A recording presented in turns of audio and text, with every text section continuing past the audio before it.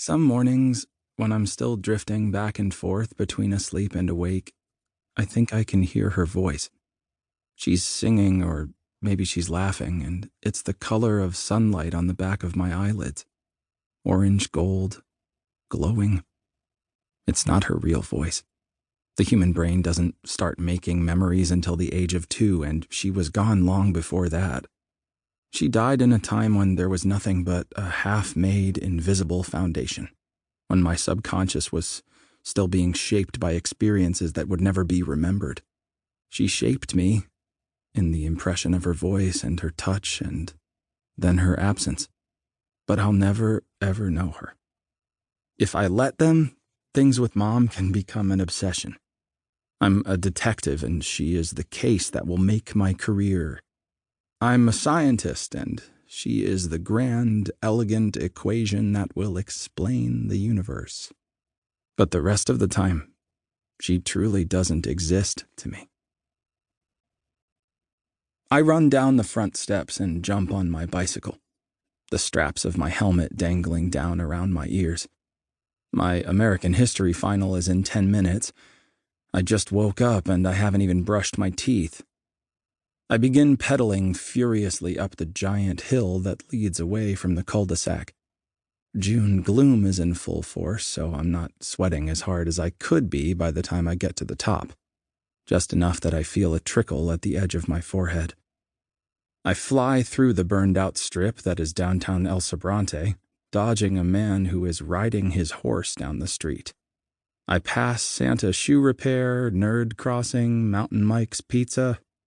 I barrel into the school parking lot and lock up my bike next to a monstrous hydrangea bush, run down the hallway, and slide into my seat at 8:59 a.m. Hannah looks over at me and says, "You look interesting. Everything okay?"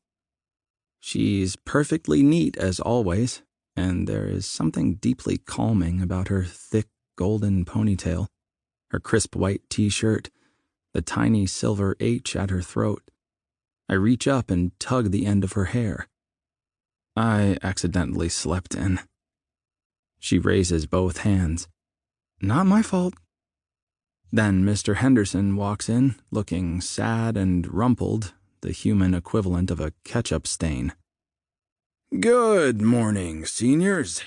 For most of you, this will be the last test you ever take at De Anza High. Good luck." He passes around the test books and pencils, and then the next 2 hours are a fog of essay questions about the Civil War and the Industrial Revolution. I try, but by the end of it, I'm basically propping my eyes open with sticks. I hand in my test, brush my teeth in the bathroom, and then wait for Hannah and Jake out front. A pack of wild turkeys roams through the parking lot, shitting on cars. I sit on the gate of Hannah's dad's pickup truck, tucked between my bike and the surfboards, my hood cinched over my ears to muffle the chattering birds and the distant highway sounds. And then we are driving along the Richmond Parkway, my hand on Hannah's knee, Jake whining about being crammed into the back seat of the extended cab. The fog is burning into a smoggy, hazy blue that can't decide if it's dirty or clean. A cormorant corkscrews into the water. Rust-colored fuel cylinders loom on the hillside, blending into the orange rocks. We cruise over the Richmond Bridge, past the San Quentin State Prison. Hannah is singing along loudly to The Killers, which she thinks is cool/retro, but everyone knows is garbage music. Her voice is slightly off-key, but somehow it's charming. Hannah is calmly, classically beautiful, with delicate features and soft, pale skin.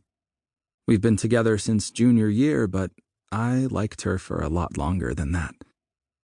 We're heading up to Bolinas, where Hannah and Jake will surf and I'll wait on the beach, and then we'll meet up with a bunch of other kids from school and drink warm beer around a fire under the moonlight to celebrate the great accomplishment of finishing high school.